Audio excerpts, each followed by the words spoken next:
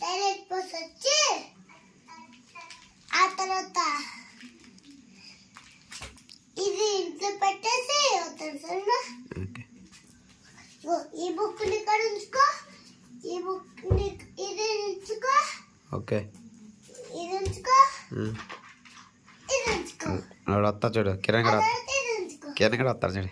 పోనీ, ఎవరితో తీసుకొచ్చి జరుపు కోసం అది బుక్ దొంగతారా, బుక్ కోసం ఎత్తుకుతుందా? రేయ్ కిరణ్ ఏమెత్తుతారు రా?